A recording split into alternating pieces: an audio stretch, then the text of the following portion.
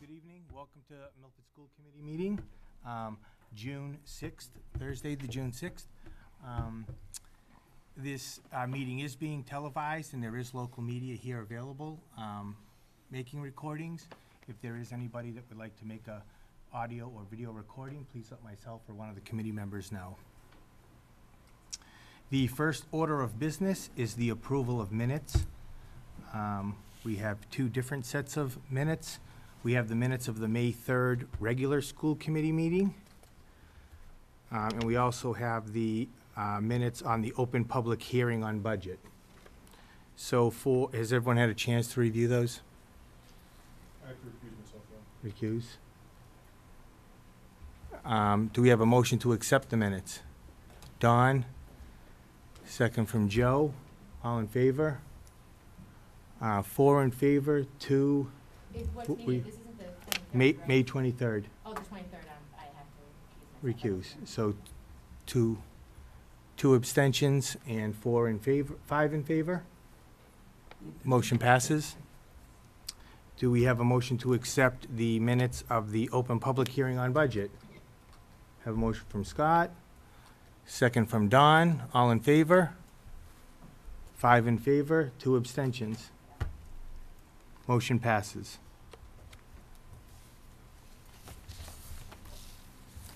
Next up, we have announcements, correspondence, and distributions. Do any members have any announcements? Scott?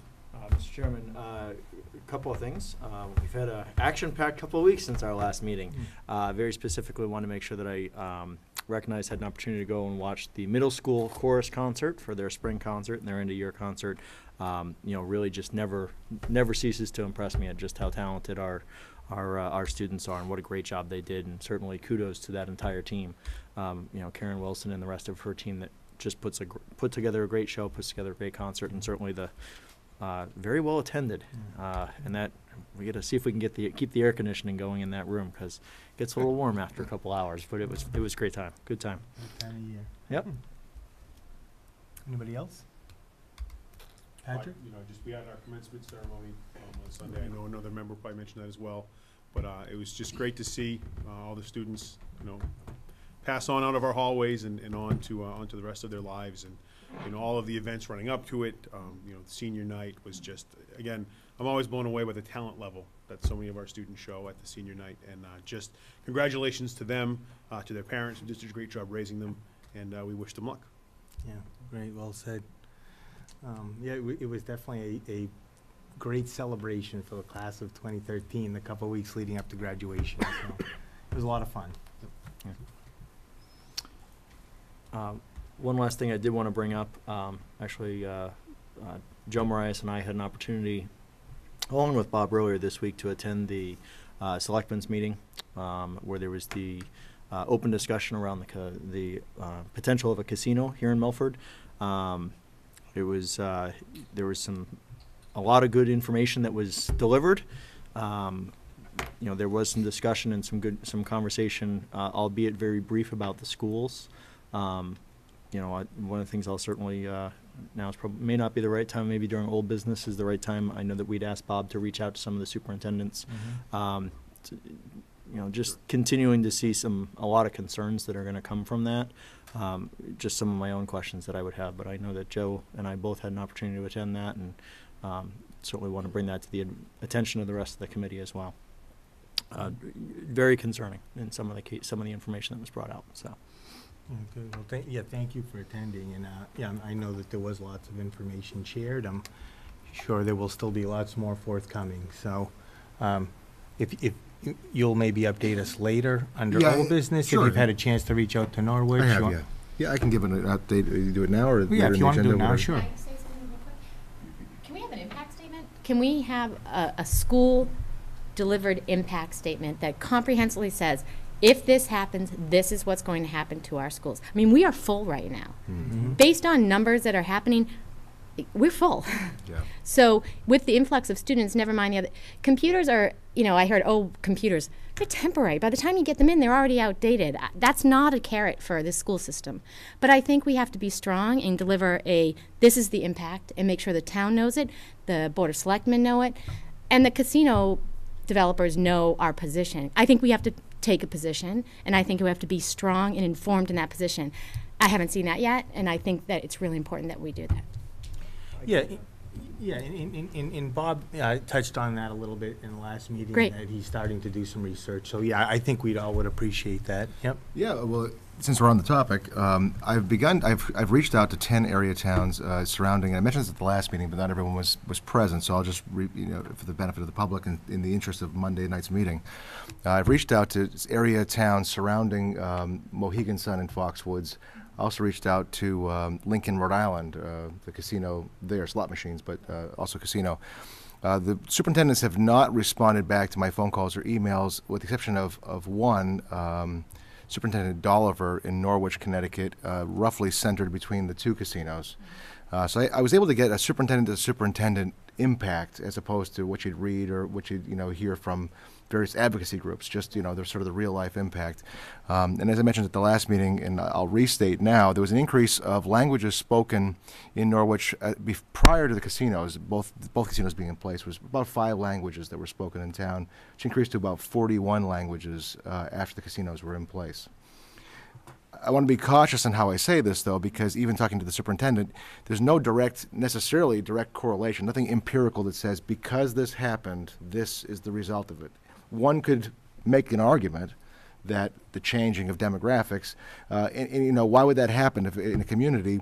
What I also heard was middle income and higher income families were quickly leaving Norwich, perhaps then opening up that housing then for other families to move in. Again, perhaps it's workers, perhaps it's not. There is the concern that was kept brought up on Monday night, and it certainly has been a topic of discussion around hot bedding, the whole idea of sharing beds. If people don't know what that is, sharing beds when people work multiple shifts. So it's kind of like a boarding house concept, only the bed sort of always is in use by somebody. Of course, it's deplorable conditions to live in. I'm not suggesting that if a casino were to come to Milford, that would be, necessarily, would happen here. But there are cases of that were expressed to me by the superintendent in Norwich. So for whatever it's worth, it's anecdotal information. What I'm not finding in the research, and I've begun to research this almost from a scholarly point of view, because there's not a lot of information out there that's really telling me definitively, like for Milford, it's a lot easier for the police chief, I would suppose, to say, well, if you have a casino, it roughly brings in this much traffic per day. I would need X number of patrolmen and vehicles to monitor that. What's different in a school, of course, is we don't know what that drain will be, how many families will move in, of workers per se, for example, and if those workers will have children, and if they're school-age children, and even more so if they're school-age children that have a language deficiency if they don't speak English fluently. That could certainly be a drain. So what I'm going to propose that we do is I've drafted maybe a 3 or 4 page memo that has references, almost like a scholarly paper, that references various studies that have been done on casinos across the country. I want to circulate that to the school committee to have your input on that, so it's a joint voice of this board that I'll pen initially, but then you can give feedback into, that lays out some of these anecdotal findings from Norwich and also the research that I found on this, and then take whatever position from there. I think this makes the most sense to go in that route. But I want to just comment on the point you made about enrollment, because at the crux of this whole memo will be that Milford, for the last 10 years and projected for the next 10, has only fluctuated by about 100 students in a 20-year trend analysis, which means that our schools are constructed to accommodate roughly the enrollment we have today, give or take a margin of 100. We're up over where we were in some past years, with enrollment still climbing. And that's underscored by the recent application for the Woodland School project. As this board well knows, that we have a design enrollment of 985 students for the new Woodland School. You can't just expand that to say, well, let's build it for 1,500 kids so we can anticipate a groundswell. Well, one, it's not practical to do. Two, it's not reimbursable by the MSBA. They just determined that that reimbursement structure on the design enrollment, largely driven by the birth rate data, housing data in the town. So that's pre-calculated. There's no room for that. So what the mitigation would be? Well, perhaps Foxwoods, Massachusetts could build a new school for us. I've heard that discussed. I'm not proposing that in this memo, but I am going to say very clearly that enrollment is a major concern, regardless if it's enrollment of English language learners, which tends to be the argument, or special needs, period, whether they're children of needs or not. They're kids in a room that we can't expand. and I'm just not wanting to go back to the portable route. We're trying to remove the portables from Woodland to build a new facility. So there's a clear impact potentially on the drain based on class size. So that's what I found so far, and that's some of the feelings that I want to put on paper that I've already drafted. So I'll get that to the school committee in short order for some feedback, so you can take a look at it and then add your own input and comments. Rob, I would say a couple of things that I heard the other night, and certainly as Bob's going through and doing his research, and this is the part that was particularly concerning, is through a fairly lengthy presentation that the developers gave, at no point was there a mention of investment in the schools with any actual factual data. The only investment in any level of infrastructure from an education perspective that was proposed at any point during that conversation, which again probably went on for the better part of 45 minutes to close to an hour, was the talk about changing our faucets and fixtures over to low flow water fixtures in an effort to conserve on water so that the water company would be able to provide water to the casino. That was the extent of what was proposed for investment into the schools. I'll be honest with you, that was the part where I leaned over to Joe and said, we've got some problems and some major concerns, because to your point, it'd be great if they built us a school. I looked at that plan and read it very carefully. It's not in the plan right now. And knowing that we're looking at tens of millions of dollars potentially to build a new school, it's not in their plans right now. And the dollar amounts that they're talking about and gifting to the town and in the initial investment still wouldn't even cover what we're talking about, what we would have to do if there is an impact from an enrollment perspective. So I would encourage, I certainly appreciate your offer to do that and do that, do some research on that. I wonder if census data would help too. Looking at Ledger, looking at some of those counties, and looking at what the student enrollment was pre-casino versus post-casino. Yeah, it's got to be available. Even all that for the growth that they had in town. The problem I'm finding, again, with the one superintendent that I've spoken with in Norwich, again, I've reached out to others, is that she's not able to say with any confidence, although you could make a clear causal claim that the increase of numbers in the schools is direct proportion to the casinos arriving in town. There's nothing that actually points to that she has for data available to her. It preceded her superintendency, so she was going to look into that for me as well. So I will put together what I can. That's, to your point earlier, Christine, though, I'm not sure to say if they were to come to town, what would that impact be on the schools in terms of staffing needs and space needs, because I just don't know what that will bring in terms of numbers of kids and the needs of kids. But I can say generally that is a strong statement that that there is a not Any a positive will. impact on the Oh, schools. It's not, let's be clear, it's not positive, right? I mean, no matter what carrot they hang in front of us, I don't think it's a positive impact on our school system. And I think it's okay for our school committee, our superintendent and administration to say that. And I think we say it well, and the point gets across. I mean, we don't make the final decision, but boy, our budget's a big part of the town budget. Sure. Yeah, so, yeah, if you could continue with the research Yeah, that and I'll you've been circulate. doing and circulate that Feel to free us. to get that input, and we'll put together all in one voice. Thank Yeah, you. we can put it on a future agenda. Yeah, we can Yeah. put it on the next agenda if you like. Yeah, with summer coming, I think, the Probably be a sooner good we get idea. our voice out there Yep. Sooner than and make later. a statement, the better we'll be. Sure. I'll put it on the next agenda And so we have summer it. comes and it's gone. Yep. All right, June great. 20th, that'd be Rob, great. if I Thank you. could make Thank you. One more point Yeah, along sure. those lines. So, Scotty touched on the low flow fixtures. Is that something that we should look into independently of the casino, especially given the water company's rate increase? We should probably look into potentially incorporating that, saving a little bit of money. And that as part of the Woodland School project, like, do they look into the potential to drill wells and? I think all that's that part of stuff? their project, keeping the building as green as possible.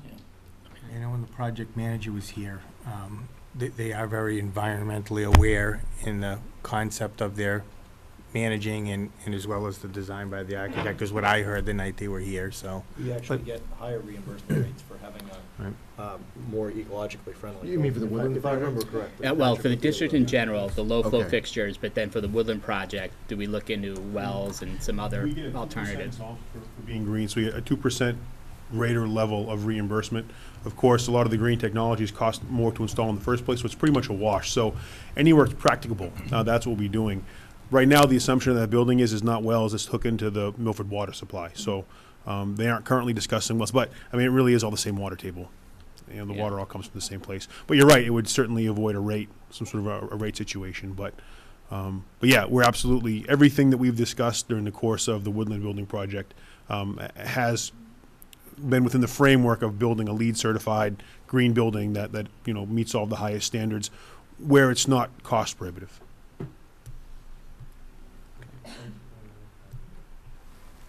Any other members? Can I just say one last thing about the graduation before we move on? But there were two things that parents were asking me about. One was actually the Milford TV. Was it not live? Sure. Yeah. Well, you know, we had a conversation earlier. In fact, I asked him the same question. Right. Okay. Apparently, they're not able to broadcast live as it currently In the stands field? Okay. on the field. We just So- got a new fiber in, so there's no more line from the field. Doesn't go there? Yeah. Okay. Yeah. All So they have posted when it will be replayed so that people can go on milfordtv.com and see if they want to watch it or record it or All right. do what. But I had I know gotten there were a similar lot of questions. people looking for it on Sunday. And then the other thought that, or thing that came across was that evening, I'm not quite sure what time it was. I think it was around 5 o'clock. And I'm actually happy that there's several of the principals here today. There was a alert call sent out for a fundraiser. So in my opinion, the alert notification on the phone should be for emergencies.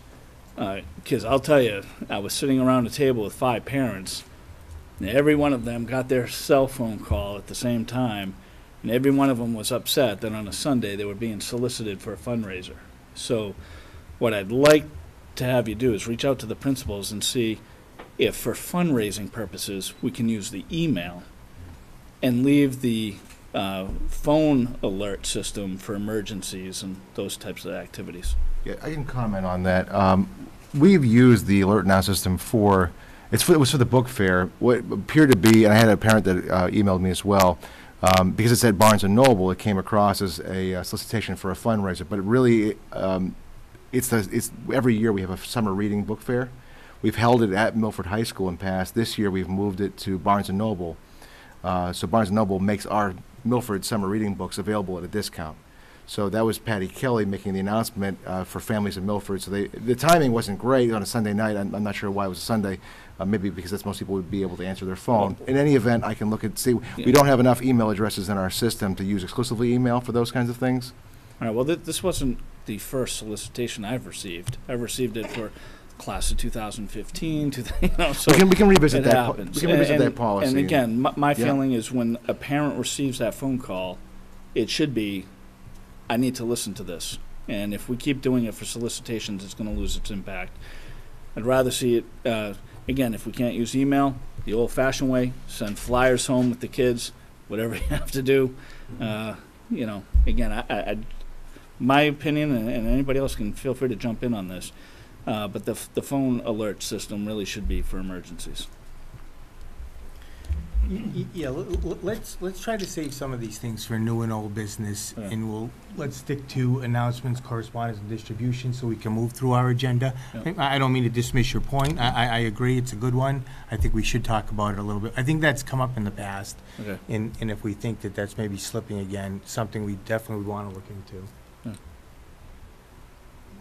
Any other announcements, correspondence, distributions? Bob, do you have anything? Nothing. Okay. Next up, we have invitation to speak. Is anyone here to speak to the committee? Seeing no one. Next up on our agenda is the project search presentation.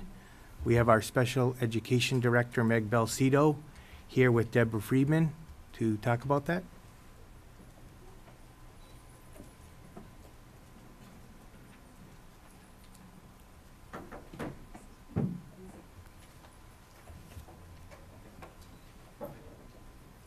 I see we have a lot more people. Welcome. Yeah, that'd be great, Meg, thanks. So thank you for having us, and tonight we brought along really key players and a parent with us to talk about the program that we have called Project Search. So everybody knows Deb and Jen Walsh, our coordinator of vocational programs at the high school. And this is Roy Green. He's our teacher at Project Search. And this is Bob McCarthy. He's a parent of one of our students. Welcome. So, And we thank Bob for coming. I know, thank you, Bob, for coming. So basically, we wanted to come tonight because we had brought up Project Search when we talked about the special education update. I don't know, it's a little while ago now. And we wanted to bring it to your attention and the community's attention because it is a great program and it is community-based. And so we thought this would be a great place to bring it to. So what is Project Search? So Project Search is a one-year high school transition program providing training and education leading to employment and independence for individuals with disabilities. Oh, you know what, before I continue, I want to give Roy the credit for the PowerPoint that he put together tonight. So our teacher is the one that did the homework. So in talking about Project Search, we also it has to be in a high status community business. So that's, in our case, Milford Regional Medical Center. And it serves as a workforce alternative for special needs students in their last year of high school. And what that means is they can be in their senior year of high school, but a child on an IEP can be with us until they're 22 years old. So at their 22nd birthday. So anybody in that range could apply to be a part of Project Search without their diploma. So that's something that I think is important to know. Adults with disabilities may also apply and may be accepted if space is available. So the first thing that we've done since the program started, and it's only been since 2011 that we started the program, that we look to our students first. And then once we have covered all of our students, then we look to outside the district, and we do have Ashley here, and Ashley's a student from Bellingham. Ashley. And so we will tuition out to other districts to look at the program, and then from there we also look at adults that may be interested. And I believe next year there might be a possibility of an adult or someone just about 22 or thereabouts. So the evolution of Project Search, so I won't read through all this specifically, but it started in 1996 in Cincinnati, and it basically was a director of a children's emergency department that had the idea. And I'm proud to say that this program then grew, and now there are over 200 sites, and we have one of them here in Massachusetts, and they're across the United States, Canada, England, Scotland, and Australia. So I think that's pretty powerful to say that we're on the map with this. And then the primary objective is to secure competitive employment for people with disabilities. So that's our ultimate goal, is to work on getting employment for our students and or adults. And now I'm going to pass the clicker to Deb. And I do want to add that we're the first in Massachusetts, too. And thanks to Bob for pulling this together, and it's been great. Okay, all right. I didn't have my lesson on this. All right. All right, Project Search is a partnership that includes, for us, the hospital, us, the school system, and the state vocational rehabilitation agencies, which is Mass Rehab, Department of Developmental Services, HMEA. And all partners are vital to the success of this program. So the business, which is Milford Hospital, provides us with a training classroom, which Roy has at the hospital, a business liaison, who is Eileen Willie, and a rotational internship for the on-job training. So that includes that we have 7, and we'll get into the 7 departments that we work with. The school, which is us, provides our instructor, which is Roy, and our job coach, which is David Martini, who work with the students on their internships when they're at these different locations throughout the hospital, and then finally trying, the goal is to get them a job outside. Right? The local vocational rehabilitation agencies provide follow-along services for eligible students hired. So Mass Rehab might follow the student that is associated with Mass Rehab to help him when he is out at these jobs in the community. Okay. It's a total immersion into a large business. That's the goal, the cornerstone of it. Students report directly to the hospital. They learn employment and life skills from Roy in the classroom and develop the job skills while participating in 3 internships throughout the year. However, the hospital has been wonderful, and they've opened up 7 departments. So the 7 are foods, facilities, the stock room, sterilization, clinical equipment, housekeeping, and linens. So last year, when we first started, we had like 4. So every year, the hospital is even more and more excited, and they open up their doors to different departments to our students. We don't have public transportation, but other towns might, so then they would use public transportation. Some of our students, I know, drive, and others, get rides or walk. Students participate with Roy and the job coach and Elaine, monthly progress meetings to define their career goals and plan the necessary steps to achieve that goal. Okay.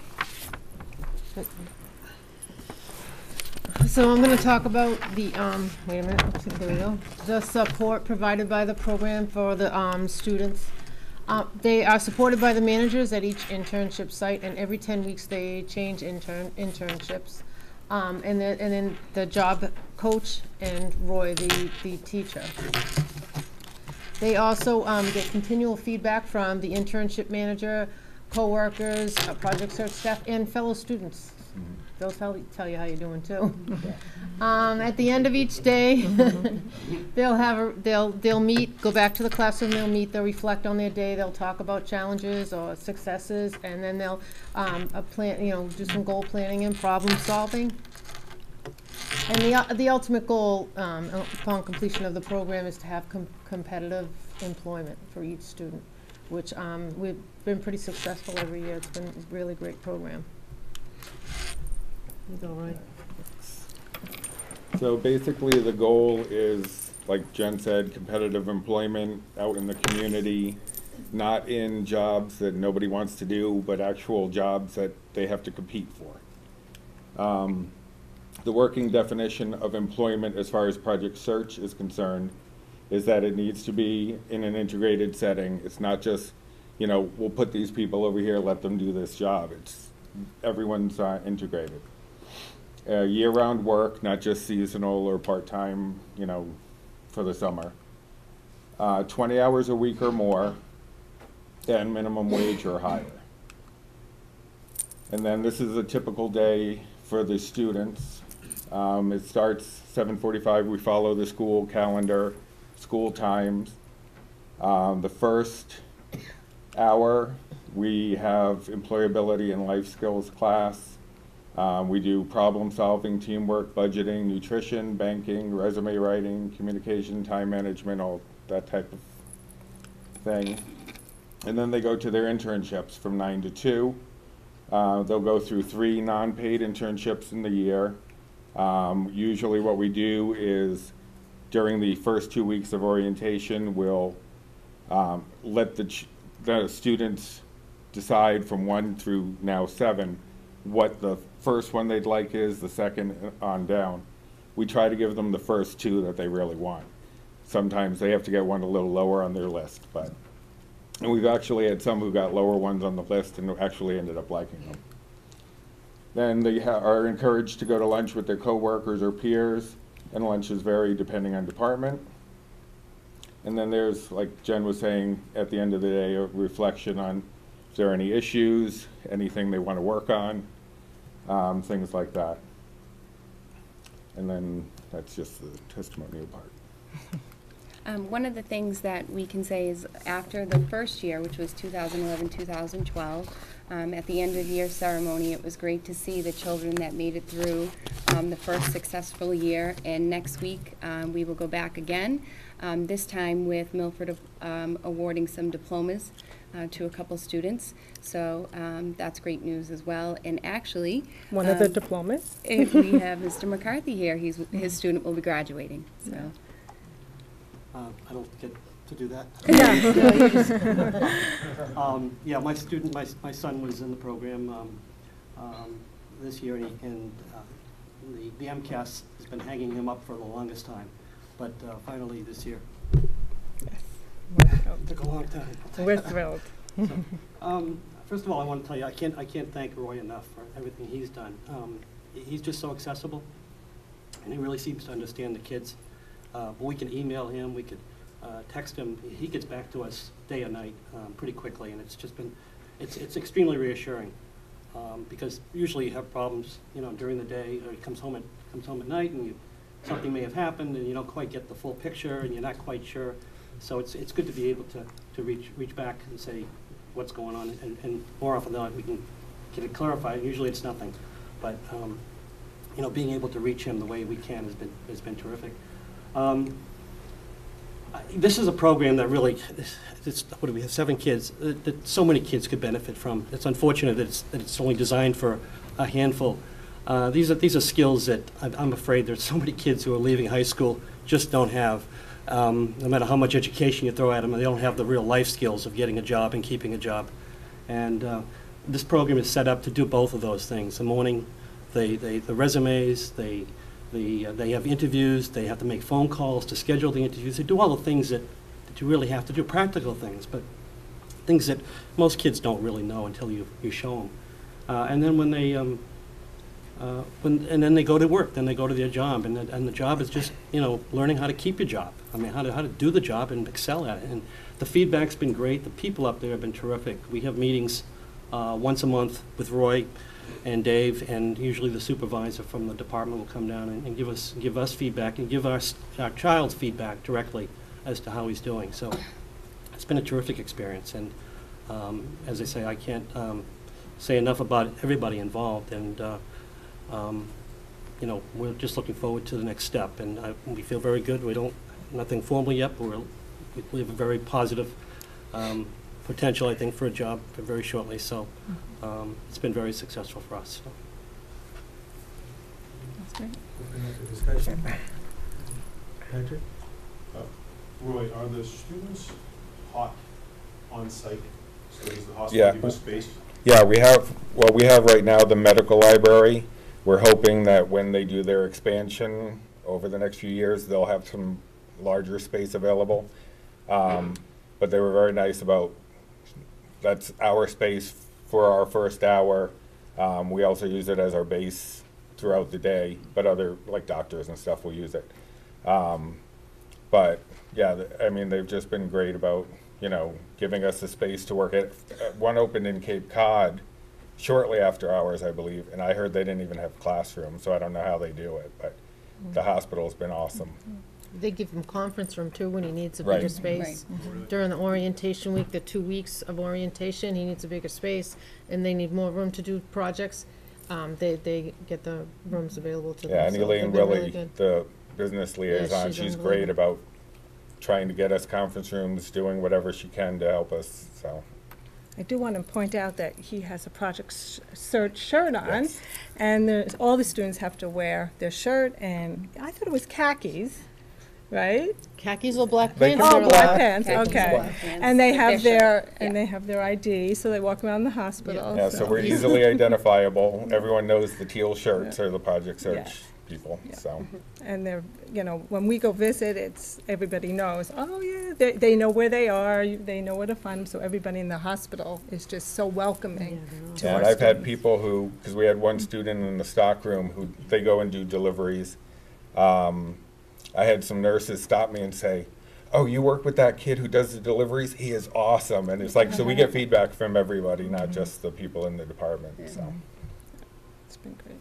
The question I have is, you mentioned the hospital. Is the hospital the only company that's allowed into the program, or other businesses can Right. join on? Because as Jen, the other Mrs. Walsh, knows, that we've had Scotty with us at Imperial Yep. for, it's got to be 18 years. And he's a Down syndrome. He's 47 years old now, and it's just phenomenal. I mean, and the most important thing that you have to stress every day, you have to treat him just like one of us. He's no different, you know, and so are there other businesses allowed to join in, or is it the hospital right now? The hospital is the host business where we'll Right. do the internships and things like that, but Okay. they're always looking for other businesses to place the students when they're done. Right. So Okay. that's what, Right. you know, Right. that's where other businesses could help. They're constantly looking for opportunities for their students. They have the skills. Certainly, if another business wanted to host and have the internships and develop a program, that, I mean, that's one way to think bigger, because we like Yeah, to think right. We like to big in our grow, yeah. department and grow. But certainly, we love our current relationship with the business, but if you happen to know one, Mike, that might. Or maybe, No pressure, Mike. Well, I was gonna say, I think one thing you should do is put a presentation together with the Chamber of Commerce, Oh, It's a good idea. you know, okay, and I can set that up for you if you need yeah, that. that would be Okay. great. Maybe a bank will take us in. Well, that's, You know? exactly, yeah, I mean, Just go right And around that the room. is, like, hospitals are the main one, because there's so many diverse right. departments jobs. to go to. But they right. also have Project Search in certain Wegmans, in banks. Banks. So they have Banks are different big. businesses besides hospitals that Right. do this. Okay, thank you. I did, but you can go first, because I have a question. So we hire him, he's a Milford staff that we bring into the facility to run the business. As well as As- the job coach. Yeah. Okay, so that's all Milford, and then Milford Hospital is just the facility and the good partner in the whole business. Yeah. Right. My question was, so, first of all, thank you guys. I mean, clearly this is a tremendous program. I love hearing your stories about your son, and it sounds like you've really seen a transformational change with him since he's entered this program. And I don't want to put her on the spot, but you said there's a young lady in the back. I'd love to, if she'd be willing to come up and tell us how she's doing, what she thinks about it. I'd love to hear her opinion. So, if she's willing, I don't want to put her on the spot. If not, I certainly understand. not yet. That's fine. I think it's fantastic. Thank you for coming, Yeah. and thank you for the Yeah. student that also came, because I know that takes a lot too, just to be on camera and be here. So We thank were you. just Exactly. happy Ashley came to. Absolutely, show and I support, appreciate that as well. definitely. I know the committee Yeah. does as well. Meg, you have the press here, so if somebody was interested, Yeah. if a local business, who would they contact? They can contact our department, so they can email myself or Deb, Mhm. and we can put together a presentation. We can talk to them about the process and what next steps would be if they were interested. Yeah, this is fantastic. Just as second what some of the other members have already said, this is exactly the type of innovative program that really sets the Milford school system apart. So thank you for putting it together, and anything that we can do to help you build upon it, we're certainly there to support you. And I'm sure you probably already have some thoughts on how to build it, but who qualifies for the program? Like if you had to turn kids away, or have you been able to take everyone in? Right, so that's a good point. There is an application process that, do you want to talk a little bit about? Yeah, and there's usually what Project Search goes by is a rating system of 1 to 5, where 1 is someone who's very dependent on having someone with them. 5 is where they're completely independent, they don't need any help, and we usually try to get 3s. Someone who has some skills on their own, needs a little help, but doesn't need constant supervision. And then hopefully we can move them up to 4 or 5, so. Okay.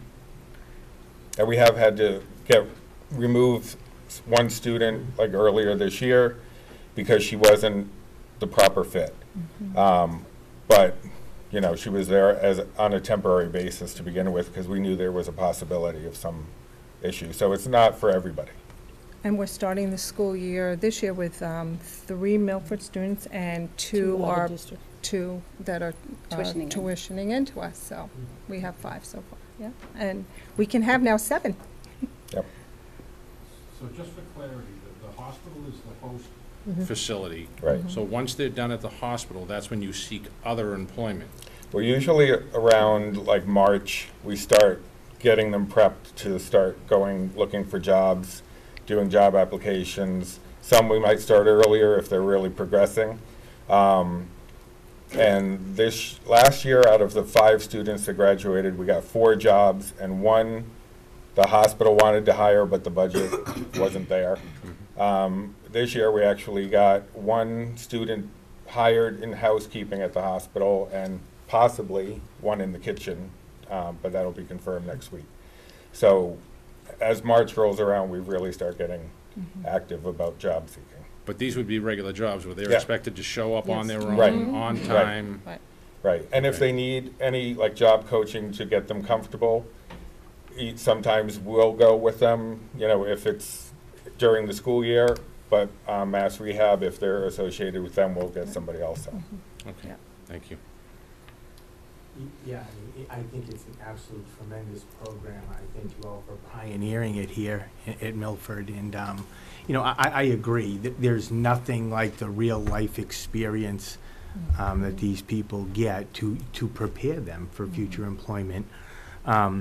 In fact, when I had reviewed the presentation earlier today, I had gone on the internet and I looked, you know, Project Search has a nice web page and they have a lot more information there as well. And if you could indulge me for a minute, they had some testimonials on there, and I'd like to read one, I think, just for the benefit of the committee and those that are listening. This is an alumni profile about a young man named Daniel from Austin, Texas. When Daniel graduated from Project Search in 2008, he was the first of his inaugural class to be offered employment at Seton Medical Center, the first employer in Texas to implement the Project Search model. Having experienced success throughout his internship, he found the best match for his skills, abilities, and interests was with the sterile processing department. I think you mentioned that. 3 years later, Daniel has maintained his position as sterile processing tech and is one of the department's only tenured associates. Responsible for assembling the various surgical sets used each day by surgeons and nurses, he prepares instruments for the hefty sterilization process, assembles peel packs, and transports supplies from the lab to surgical services. You know, and I was very impressed, and I think that highlights a lot about what our kids are probably doing at Milford Hospital too, and that they may have hopes of landing a very similar position. So, yeah, I thank you all for coming in and, Thank you. you know, keep up the great work. You're definitely welcome to go visit it, too. Absolutely. Thank you. Thank you.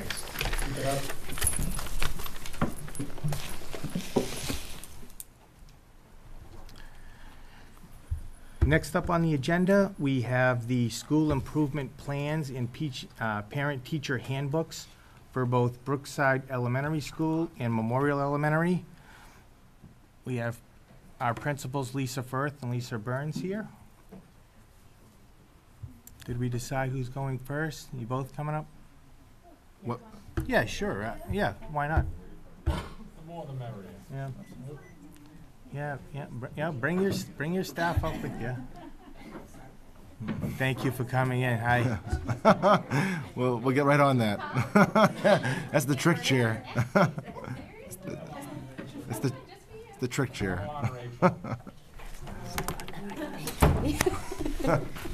Hello. Hi. Welcome. Hi. Everybody. Thank you for coming. Who wants to go first? Thank you for having us.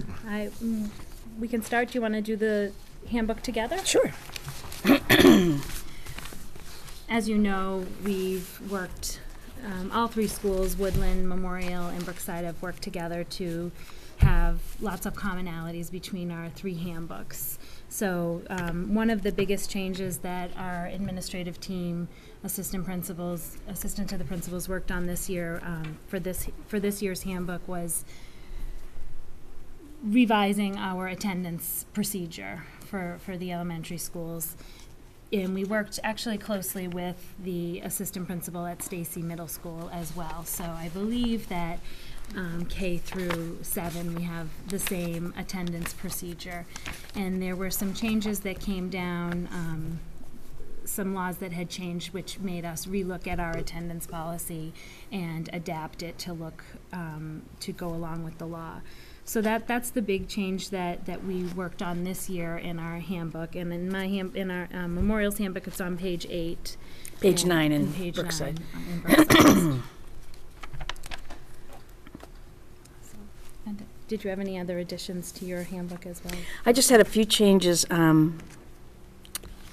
Two additions that we had at Brookside was I had to put something about parking on a yellow curb, believe it or not.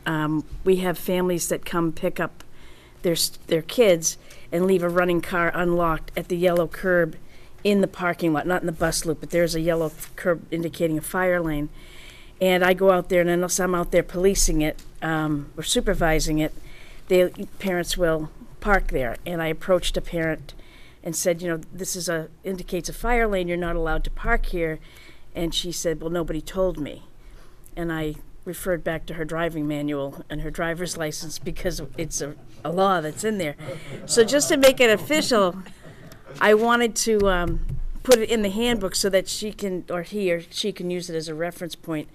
And that is on page 13. And it just it has the just a paragraph from the Massachusetts Department of Motor Vehicle Driving Manual.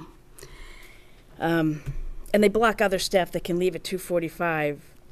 They're unable to back out of their space because these cars are parked on that yellow curb. Other than just typos and keeping the handbook consistent with the index, the other one I added was an additional paragraph to the smoking policy on page 37. I took it from the Milford District policy and just put it under the paragraph that exists because the paragraph that's present in the text, the handbook, does not say on school grounds. It says facilities, fields, classrooms. It says everywhere but on school grounds. So we have our car rider line that goes around the building and parents are smoking in the cars, thinking that they're isolated in their vehicle. And what happens is the smoke from the cars come in the classroom windows, and when you address that with them, they say, well, I'm smoking in my car.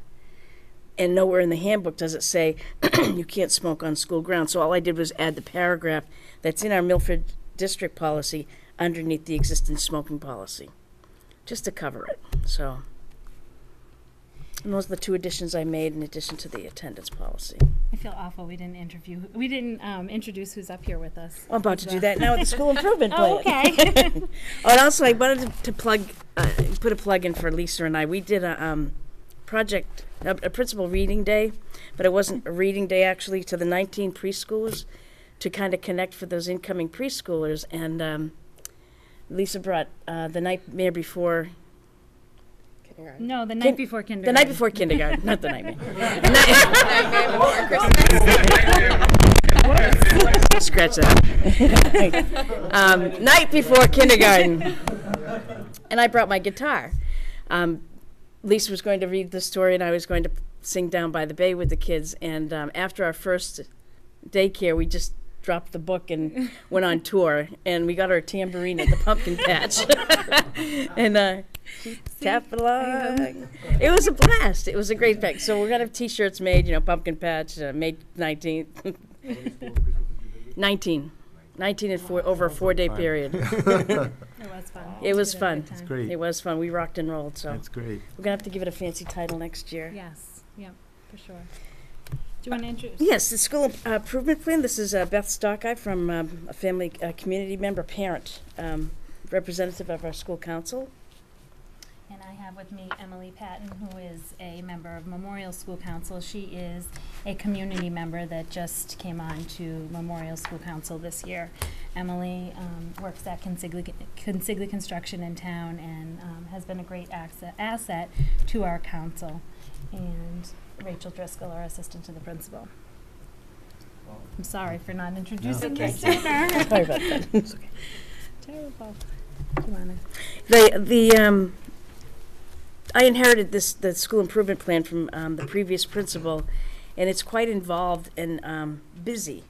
And I wanted to mainstream it a lot more with the council. We went through it over the year from January onward, and through the teachers and the parents and the community members, looked over what presently existed, and we all agreed it was kind of wordy to what is going on presently, or what's going to be going on. So I basically replaced the Massachusetts Massachusetts curriculum framework language with Common Core standards, which is what exists now.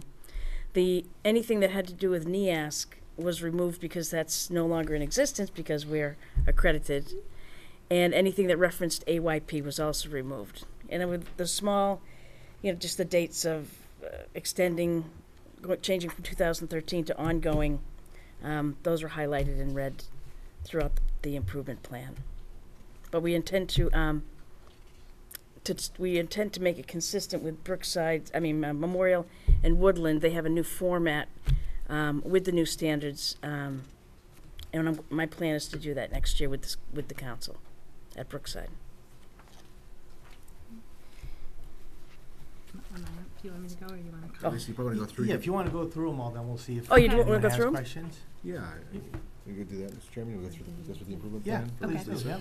So as you can see, we, at Memorial, we worked on our school improvement plan this year as well, and we used a new format that I believe came from Stacy Middle School. Nancy Angelini had come up with this new format, so I know that, and she shared that with us, which was great. And so our format at Memorial has changed. A lot of the information has stayed similar to what it was in the past, with a focus on professional development for staff in regards to response to intervention and the curriculum, the Common Core frameworks.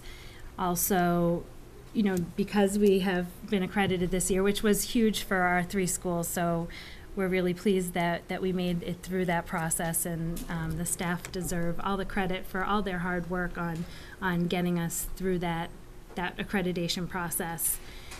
So all that language is removed, and now for Memorial in particular, we had a few more in our report that came from NEAS. There was 2 specific areas that they asked that Memorial look at, and that's on the last page of the school improvement plan. And we've already met when Superintendent Tremblay was shadowing at Memorial.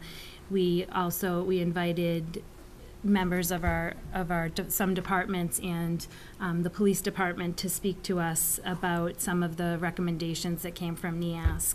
So we met with Lenny Morcone in transportation and Rob Quinn from the facility side of things, and Officer Gresham to look at, and Rachel also met with us, in particular improving the arrival and dismissal procedures at Memorial School. So that was one thing that they've asked Memorial to report on by June 30th. So we came up with a plan similar to a plan that Memorial had when Brookside was sharing space with Memorial, where we're going to be rerouting the walkers and where they come in the morning and in the afternoon. So it's a separate entrance and a separate procedure than what we use for our bus students. So we worked collaboratively with the police department and obviously members of our school to come up with a plan that hopefully will meet what NEASC is asking us to do. The second thing that they asked us to look at in the plan was we have some windows that open outward on our playground on the first floor, and there was a concern that that could be a safety hazard for students. I know there's a nice yellow line that's painted there so that the kids don't go too close to the window, but it was noted on the NEAS recommendations. So we also have a plan to address that. We worked with Rob Quinn to figure out how we can, address that concern from NEASC. So those were our two big things that are new in our handbook. Is new in our handbook. Good discussion, questions, Mike? First of all, thank you for coming, thank you for everything you do, thank you to the volunteers for your time. The only question I have is your parking situation at Brookside and the yellow loop, or I'm sorry, whatever you called it. Is there signage there telling people no parking? And if there isn't, Bob, is there something we can do as the school department, can we put a sign up there to? Says fire Yeah, lane, something along those lines. we But, could do you know, that. we have the same problem with the dealership. We have fire lanes marked everywhere and people parking them all day long. It isn't until you put a sign up that says, no parking, that people Yeah. don't park, you I could know? look into that, certainly. You know, maybe it's something we can have. If it's not there, something we can do. You have Yeah, I'll Rob speak- I'll Quinn speak to take Rob care of it. about that. Okay, thank you.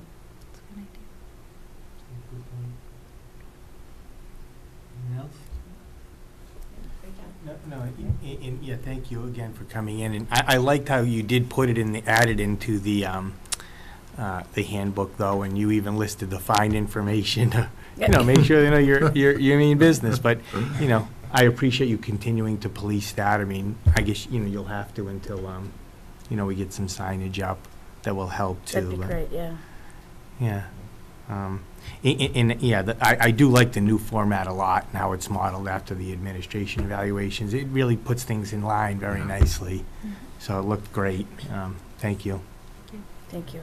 You done? The last thing I wanted to say was, I also want to thank you for the collaboration and working with one another, because, you know, a year ago, I remember when you came in, that everybody had different types of programs, and so for you to actually come together and work on that, it's really appreciated, and I think it's a lot better for the district and everybody else, but I know there's a lot of time and effort that goes into that, so I just want to make sure I thank you. Thank you. She made me. Thank you. Okay, great. Thank you so much. Well done. Thanks. Thank you. We will take up a vote. We will do it separately. We'll take a motion for the improvement plans first. Do I have a motion to accept Brookside's improvement plan? Motion from Michael, second from Scott. All in favor?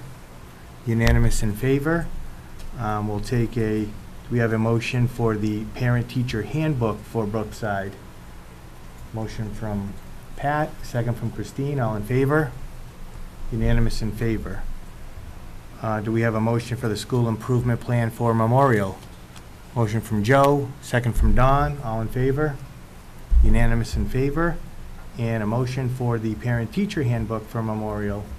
A motion from Scott, second from Mike. All in favor? Unanimous in favor. There you go. Easy Thank you. peasy. Thank you. Thanks for coming. Thanks, Enjoy. everybody. And if we don't see, and if we don't see you beforehand, have a great summer. Yeah. Weeks left.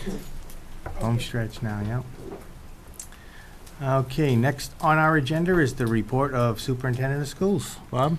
Mr. Chairman, members of the committee, the first item on the agenda tonight is a quick item. It's the annual reappointment for me to serve on the Bi-County Board of Directors with some changes that had happened in the collaborative law a couple of years back now. I think it goes back that far. This board is required to take a vote to appoint me to the BICO board. We have a number of our students who are in BICO placements. These are Bi-County collaborative placements, are largely behavioral special needs placements.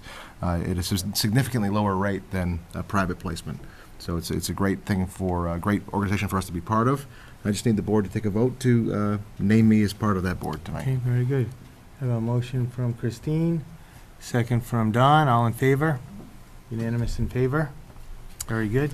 And the other item, Woodland School Building Project Update. Next week, we have what's called a green charrette meeting. Wasn't sure what that meant, but now I did find out it's a forum of our working group, and I've also invited the Milford Renewable Energy Advisory Committee.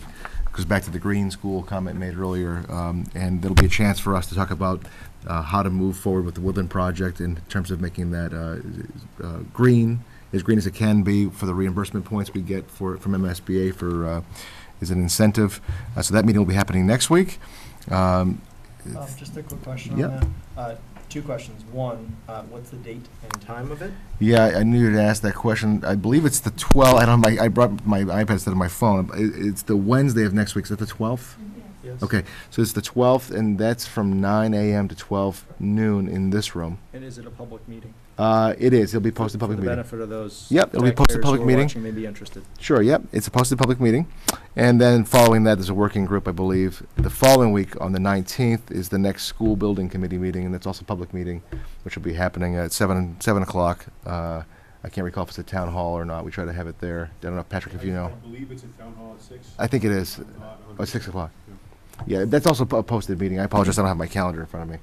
But they're the next two Wednesdays.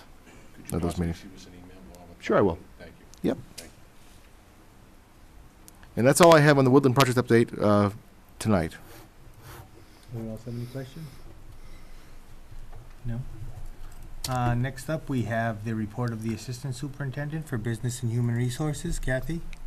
Thank you, Rob. For the committee's approval this evening, I have 4 warrants. The first warrant is in the amount of $25,990.62. Motion from Don, second from Pat. All in favor? Unanimous in favor? The second warrant is in the amount of $506,067.56. Motion from Christine, second from Joe. All in favor? Unanimous in favor? The third warrant is in the amount of $23,508.29. Motion from Mike, second from Scott. All in favor? Unanimous in favor? The last warrant is in the amount of $108,885.60. Motion from Scott, second from Pat. All in favor? Unanimous in favor, motion passes. The committee also has a list of the latest appointments and hires from our previous meeting. No vote is required. And that is all I have this evening, Mr. Chair. That was quite a long list this time. No gifts. I was gonna say no. That's what you No usually jury. have. Thank you, Kathy. Thank you. Next up, we have subcommittee updates. Does the Safety and Security Subcommittee have any updates? I can just give one quick update on behalf of that group. We're working on the red dot, if you recall the red dot matrix.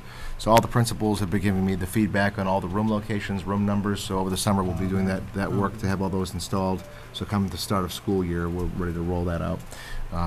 And also, I don't know, Don, if you wanted to talk about sort of part and parcel to this. This is the drug awareness campaign work we've begun to do. I know we maybe mentioned a little bit of that last week. It's a meeting we have tomorrow, so I don't know if you wanted to touch on that at all or wait for a follow-up meeting. Okay. Okay, thank you, Bob. Yep. The Policy Subcommittee have an update? No update at this time. We actually confirmed with Kathy last week that we've actually gone through the policies and got all the things checked off of our agenda that were due before July 1st. So That's great. We are on to our next round of agendas come later this summer. So Thank you both. We can revisit the alert now, if I may, Mr. Chairman. Yeah, I made a note of that. If I could just to comment on that, we are upgrading we call it the Alert Now policy. That's the system that we use. As you know, Alert Now was bought by Blackboard. So Blackboard owns they own the variety of products. So there's no cost to us to change that, but the upgrade is a good one. It improves translations and so forth. Allows us now to push out through social media as well. So it'll be good for us to revisit that as a policy subcommittee to make those changes to Blackboard, and at the same time take a look at the language we have in there about the usage of it and where we get into possibly advertising, or might appear to be advertising or fundraising promotions. So we can make that the first order of business if the members feel that's appropriate. I know it should be under old business. I know what Don's saying. I mean, when it first happened, I agree with it. I'm like, holy moly. But then I also understand the value of getting that message that things are going on in the school system. So I don't know if maybe the Blackboard has a different way to flag the two things so that you get that may solve our problems. I mean, because there's no better way to get in touch with the entire community. When you have, like, the book fair is huge, get people on board, the summer reading, bad timing, totally agree. But, you know, if we can do that and then limit the number of times they can use it from a school, that might help. If we can discriminate between an alert and that, then people don't have to answer the phone if they don't want to, you know? I think to your point, School event, good opportunity for school us to event do that reminder policy. versus alert now message. They're very different beasts. What we'll do is we'll arrange. For an emergency. Yeah, and what we'll do is we'll arrange for them to give us a webinar at the same time, walk us through the product in its entirety, what it can do, and see how we can solve that, and that'll help us really inform the policy. So I'll set that up sometime over the summer. Sure. You know what, the other thing is too, you could do, they have text alerts. So maybe you don't have everybody's email address, but you obviously have everybody else's phone number. So how about the solicitations? Yeah, there's a way You to do do as a it. text where the phone call comes, you know, those types of things. Yeah, But, we can certainly look at anything that. else we can do. Yep. Good, yeah, that'll be a good one then. All right, thank you.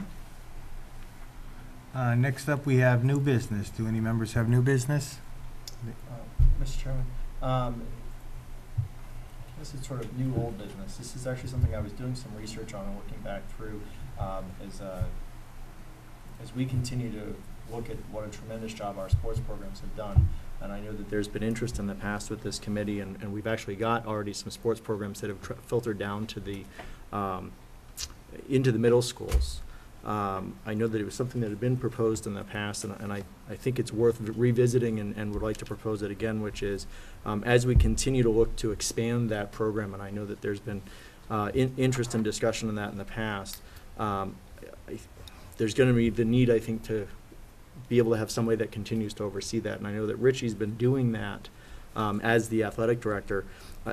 Some of the concerns that I've heard is just from a limitation perspective is he is really dedicated to the high school because of the way that his job is described.